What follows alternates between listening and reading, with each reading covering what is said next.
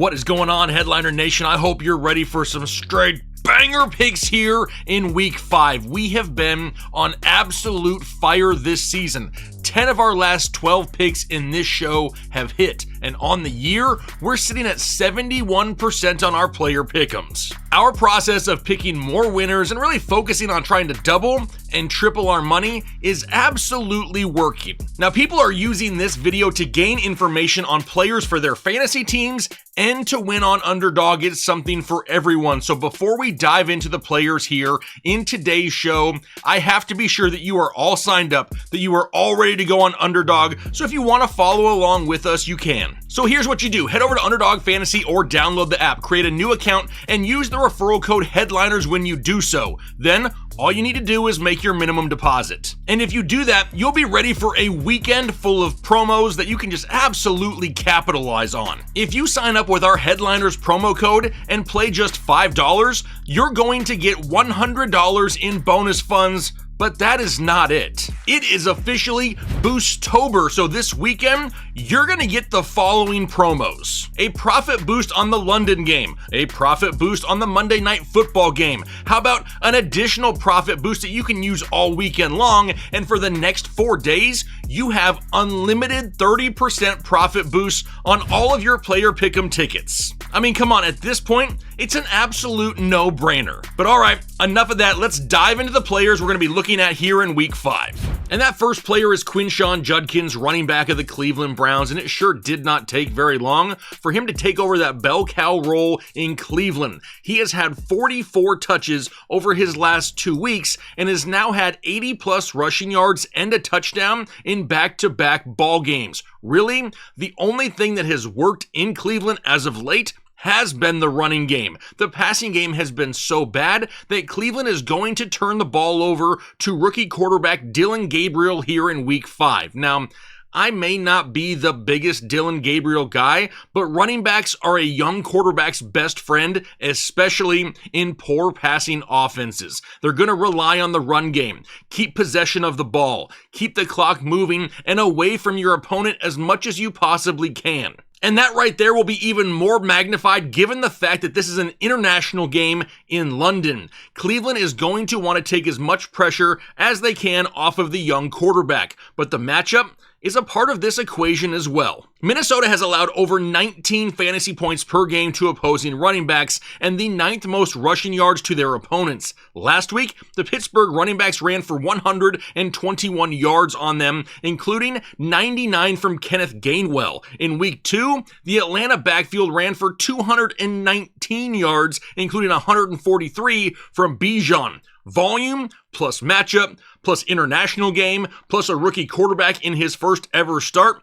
Things are just lining up for Quinshon Judkins to have a great week 5. So now, let's head over to Underdog and see how we can take advantage of all of this. If you pull up Quinshon Judkins, you will see his current rushing total is set to 72.5 rushing yards. Now, he has surpassed that total in his last 2 games, actually in tougher matchups as well, against teams like Green Bay and Detroit. But remember, we want to boost our odds of hitting. So we are going to take that total and we're going to drop it down to 59.5 rushing yards at a 0.73x multiplier. That will lower the overall payout, but increase the chances of hitting. And with all the boosts that we have available this weekend on Underdog, it's going to make up for it anyway. Now, if you look at the game log here for Quinshon Judkins, you're going to see that he has gone over this 59.5 total in all 3 of his starts this season. There can also be an argument made as well that this matchup is the easiest he's had all year long.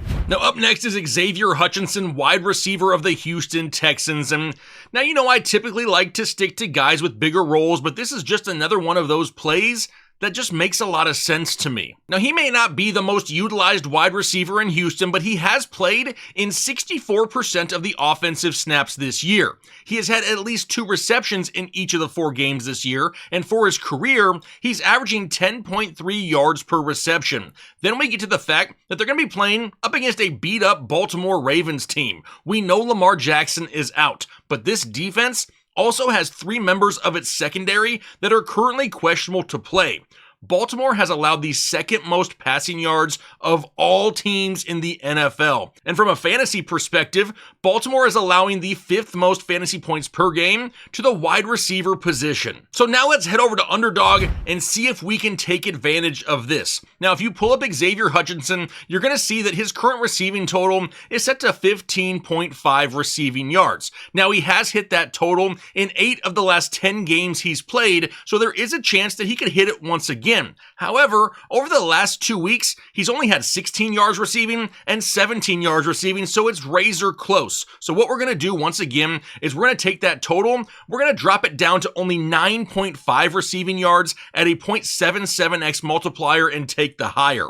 That's going to lower the overall payout once again, but don't forget, we have so many boosts to use this weekend, it's going to make up for it. Now, if you look at the game logs for Xavier Hutchinson, you're going to see that he has gone higher than 9.5 receiving yards in all 4 games this year, and over those 4 games, he's averaging 23 yards per game. With how Houston's offense has kind of struggled through the air, I would not be surprised if they treated this matchup as a get-right game to try to get jump-started on offense. And if that's the case, Xavier Hutchinson going to have an opportunity to go over 9.5 yards receiving pretty easily. Now up next is rookie wide receiver Teteroa McMillan of the Carolina Panthers, and no, he hasn't had some crazy start to the season, but overall, he's been pretty solid. T-Mac has had at least 8 targets in all 4 games this season, and the worst game that he has had was in week 3, where he still had 3 catches for 48 yards. But he isn't being used as some dink and dunk wide receiver.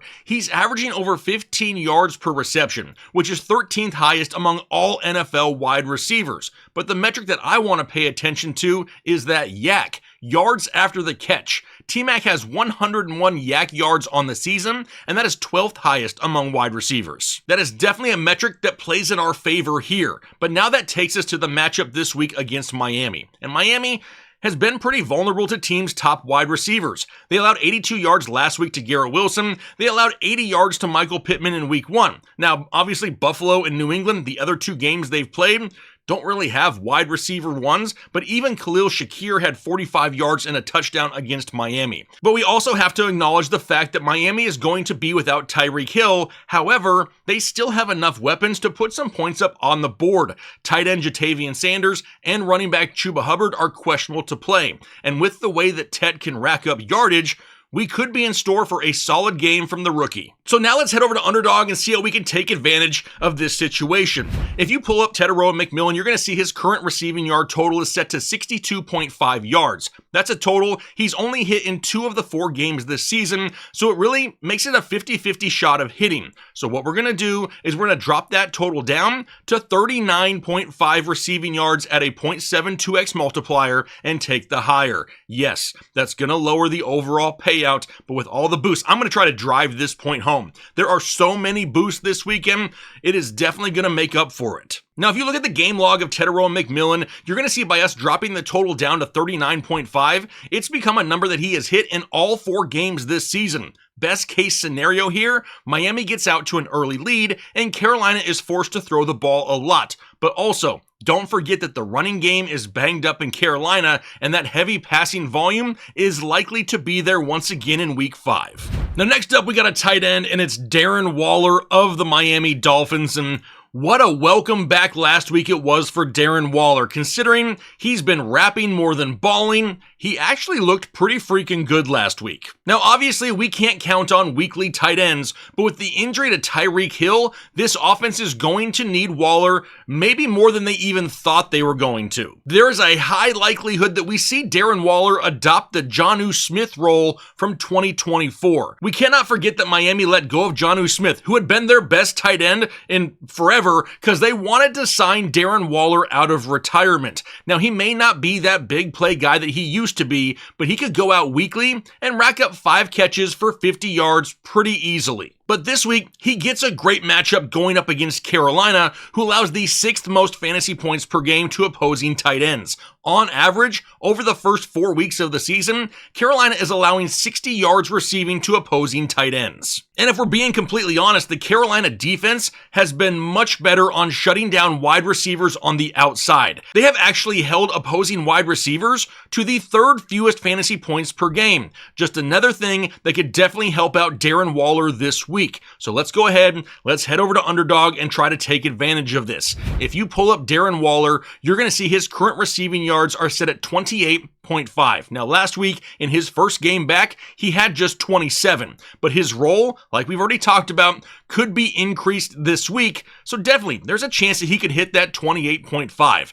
but we want to better our odds. So we're going to take his receiving yard total and drop it down to 19.5 at a 0.72x multiplier. Once we do that, we're going to take the higher because yes, even though the payout's going to be lower, it's definitely going to boost our chances of hitting. Now we can pull up the game log here for Darren Waller, but obviously there was a big gap in which he played games. But if you pull up his last 20 games played, he has exceeded 19.5 yards in 18 out of those 20 games. If Carolina can hold the Miami wide receivers in check on the outside, it is not out of the question for Darren Waller to at least rack up 3 receptions this week. Even last week, he averaged 9 yards per reception. 3 balls would be more than enough to make sure that this hits. Now up next is Jonathan Taylor, running back of the Indianapolis Colts, and we all know he has been off to a hot start in 2025. As of right now, he's on pace to outproduce his single season yardage record of 2,171 total yards, which he set back in 2021.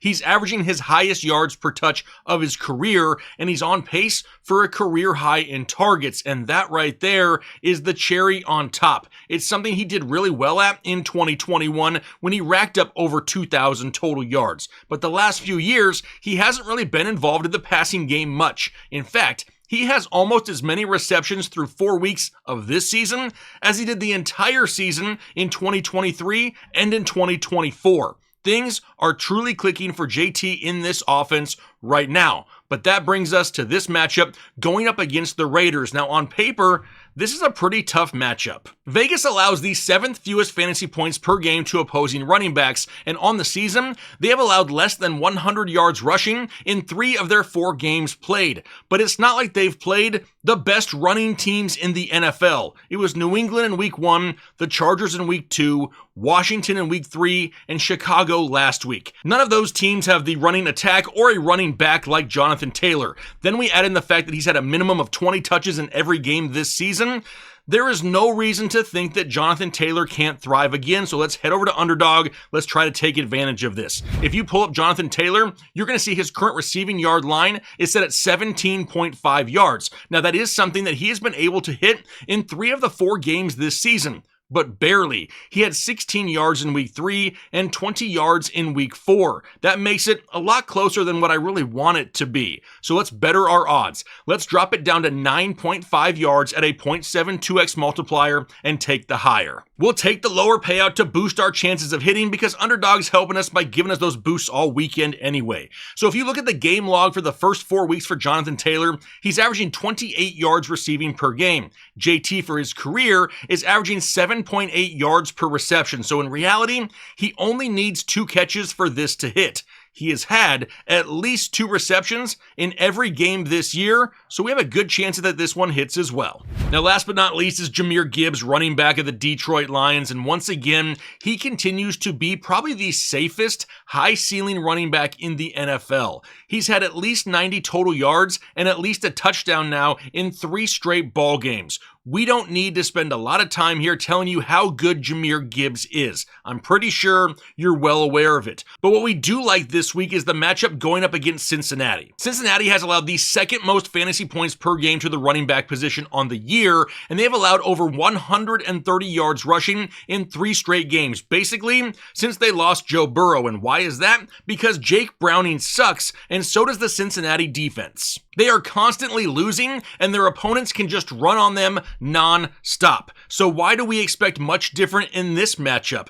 Vegas has Detroit as a 10.5 point favorite with the total points sitting at 48.5. Now, since he has only scored 13 points combined over the last 2 weeks. If this game is going to have 48 points scored, a lot of that is going to be coming from Detroit. But most importantly, that means there's an opportunity for a whole lot of running. So let's go ahead and head over to Underdog and try to take advantage of this. If you pull up Jahmyr Gibbs, you will see that his current rushing total is set to 77.5 yards. That's a pretty high total for him, and a total that he's only hit in 60% of his last 20 games. So let's better the odds. Let's drop it down to 59.5 rushing yards at a 0.70x multiplier and take the higher. Now that's definitely going to lower the payout for sure, but remember, it's going to boost the chances we have at hitting, because if you look at that total number and you drop it down to that 59.5, you are going to see that he has hit that total in 85% of his last 20 games played. With the big playability, a potential positive game script, and a poor defense in Cincinnati, 59.5 rushing yards for Jahmyr Gibbs in week 5 should be more than doable. All right, so there are my 6 picks for the week. Break them up into 3-man tickets, and do not forget to use the boost that Underdog is providing this weekend. But like I always do, I want to include an anytime touchdown slip just for some fun. Now, obviously, there's nothing safe about this, but the 3 guys that I'm picking to score a touchdown here this week, we got Breece Hall, Devon Achane, and Jahmyr Gibbs. If that mixture of players can hit, we're looking at 4 times our money. Now, if you're looking for even more picks, be sure to become a channel member, and don't forget about NextPlay either. They offer picks for all kinds of sites, whichever ones you play on. And if you're a member of the channel, you get a huge discount as well. Now, links to everything are down below in the description, but good luck to everyone this weekend. Hopefully we walk away with some cash. Nation, I'm a headliner.